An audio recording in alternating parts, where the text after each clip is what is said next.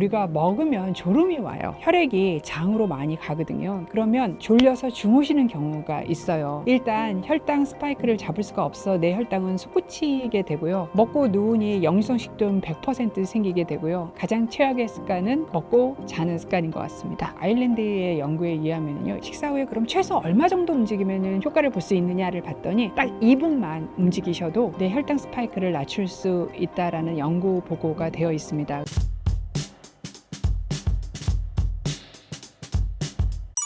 식사 후에 피해야 할 최악의 습관이 있다면 무엇이 있을까요? 우리가 먹는 거는 움직이기 위해서 먹어요. 그런데 먹고 난 다음에 가만히 앉아 있는 거는 정말 안 좋은 습관이죠. 먹고 난 다음엔 엉덩이를 가볍게 해서 좀 움직여 주셔야 되는데 더 안 좋은 거 있습니다. 먹은 그 자리에 앉아서 달달한 후식 먹는 거, 케이크도 먹고 떡도 먹고 고구마도 먹고 달달한 커피도 드시는 거. 그래서 먹고 자리에 앉아 가만히 엉덩이 떼지 않고 앉아 있는 거 안 좋고, 더 안 좋은 거는 그 앉은 상태에서 달달한 후식 먹는 거 더 안 좋습니다. 먹고 또 안 좋은 것들은요, 우리가 굉장히 짠 음식, 굉장히 뜨거운 음식, 굉장히 매운 음식을 드시면요, 먹으면서 물을 엄청 많이 드시게 됩니다. 식사 후에 너무 많은 물을 드시게 되면요, 물이 식도로 올라오면서 산을 가지고 올라오면서 굉장히 속 쓰린 느낌을 주는 역류성 식도염을 만들 수가 있고요. 또 소화액이 아무리 많이 나와도 물을 너무 많이 마시게 되면 소화액이 희석이 되면서 소화불량 증상이 생길 수 있습니다. 그래서 식사를 하고 난 다음에 물을 많이 드시고 싶은 충동이 드실 때는 한 30분에서 1시간 정도 지나게 되면 위에 있는 음식물들이 대부분 소장으로 내려가 있습니다. 그래서 그때는 물을 많이 드셔도 상관이 없지만, 음식물이 위에 가득 담겨 있는 상태에서 너무 많은 물을 드시는 것은 다른 불편한 증상을 만들 수가 있습니다. 식사를 하면서 한두 잔 정도 드시는 건 괜찮습니다. 근데 뭐 3잔, 4잔, 5잔 뜨거운 음식 먹고 매운 음식 먹고 짠 음식 드시면, 특히 짠 음식을 먹을 때는 모르는데 먹고 난 다음에 목마른 느낌이 들어서 드시게 되잖아요. 그럴 때는 조금 시간을 지나서 드시면은 이런 너무 많은 물로 인한 부작용을 줄일 수가 있습니다. 그 다음에 이제 식사 후에 곧장 담배를 피시는 분들도 굉장히 많으신데요. 담배에 단맛을 나게 하는 성분이 페닐나르틴인데, 이 성분이 입안에서 밥 먹고 난 다음에 침이 많으면은 더 단맛을 많이 내게 합니다. 그러면 뻐끔 담배를 피시는 분들도 굉장히 많이 들어 마시면서 담배를 피우시게 되잖아요. 한 갭이 피실 거를 2갭이 피시면서 내 몸에 더 나쁜 성분을 많이 들어오게 합니다. 왜냐하면 식후 담배가 더 달기 때문에. 그래서 좀 시간적 간격을 두시고 담배를 피우시거나 사실 이참에 금연하시면 더 좋죠. 제가 생각했을 때 가장 최악의 습관은요, 우리가 먹으면 졸음이 와요. 왜냐하면 혈액이 장으로 많이 가거든요. 장에 있는 혈액량이 몇 배가 증가한다는 그런 보고도 있습니다. 그러면 졸려서 주무시는 경우가 있어요. 먹고 자리에 가만히 앉아 있는 게 나쁜 습관이라고 하는데, 먹고 주무시면 얼마나 더 나쁜 습관이 될까요? 일단 혈당 스파이크를 잡을 수가 없어 내 혈당은 솟구치게 되고요. 먹고 누우니 역류성 식도염 100% 생기게 되고요. 그리고 너무 고나게 주무시게 되면 밤에 또 잠이 안 와서 눈을 동그랗게 뜨고 말똥말똥하게 있어야 됩니다. 그래서 가장 최악의 습관은 먹고 자는 습관인 것 같습니다. 식사 후에 디저트로 과일을 먹어도 괜찮을까요? 식사를 해서 혈당이 올라간 상태에서 과일이 들어오게 되면은 혈당이 더 많이 올라가죠. 그래서 과일은 간식으로 드시는 게 가장 좋은 방법이라서, 식사 사이에, 보통 아침과 점심 사이 또는 점심과 저녁 사이, 저녁 먹고 난 다음에 소화되고 난 후에 그 3개의 시간 중에서 하나 정도를 골라서 간식으로 드시면은 일단 좀 출출함도 막을 수가 있고 사이에 영양 보충도 할 수가 있어서 과일은 간식으로 드시는 게 가장 좋습니다. 양도 굉장히 중요한데요. 요즘에 귤 굉장히 싸다고 한 광줄이 드시면 안 되고요. 귤은 중간 정도 크기로 1개 반 정도가 하루에 드시는 약이고, 사과는 중간 정도의 크기로 반 개 정도, 배는 요즘 굉장히 크잖아요. 그러면 4분의 1개 정도 드시는 거고, 바나나는 3분의 2개 정도가 하루 먹을 양입니다. 식사 후에 꼭 지켜야 할 올바른 습관이 있다면 무엇인가요?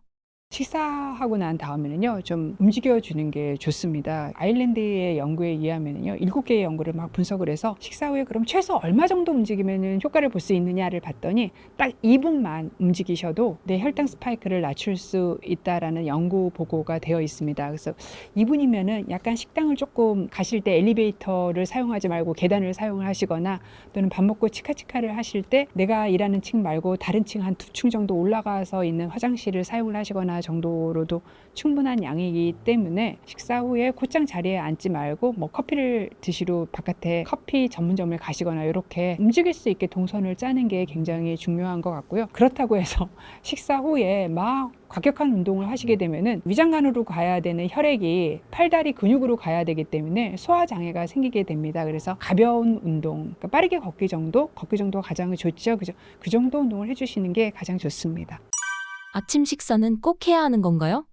대부분의 연구에서 아침을 드시지 않게 되면은 당뇨도 많이 생기고 심혈관계 질환도 많이 생기고 대사 질환도 많이 생긴다고 그렇게 많은 연구들에서 보고를 하고 있어요. 그런데 연구를 떠나서도 얘기를 하면 저 같은 경우에도 아침을 안 먹게 되면은 점심은 일하는 중간에 먹게 되니까 바빠서 대충 먹게 되고요. 저녁 때 저녁을 먹어도 내가 하루 종일 거의 굶었기 때문에 그 식욕이 폭파하게 돼요. 그래서 치맥을 시켜서 먹는다거나 보쌈을 시켜서 먹는다거나 이렇게 해서 먹는 시간이 밤쪽으로 시프트해서 가는 야간 식이 증후군이라고 하죠. 내가 전체로 먹는 양의 50%를 해지고 난 다음에 먹는 걸 야간 식이 증후군이라고 하거든요. 그리고 특히 또 밤에 먹거나 자기 전에 먹으면 그게 더 내 뱃살로 더 잘 가게 됩니다. 그래서 이렇게 폭식이나 과식을 일으킬 수 있다는 측면도 있고요. 또 하나가 영양학적으로 설명을 드리면 여자분들은 하루에 2000칼로리 먹습니다. 남자분들은 2500. 그런데 요거를 하루에 3끼를 먹으면은 몇 끼니에 700칼로리만 먹으면 되는데 하루에 2끼를 먹으면은 남자분 같은 경우는 한 끼에 1200칼로리를 먹어야 되잖아요. 그럼 이 양이 라면 2개 반이에요. 그렇기 때문에 요건 칼로리만 얘기했을 때 점심에 라면 2개 반, 저녁에 라면 2개 반인 거지 다른 영양소까지 다 생각한다면 하루에 3번 먹으면 나한테 필요한 4, 50가지 영양소를 다 먹을 가능성이 높지만 하루에 2번만 먹으면은 그 영양소가 다 들어오지 못할 가능성이 훨씬 많아요. 그리고 내가 하루에 먹어야 되는 식품도 한 4, 50가지가 되거든요. 그래야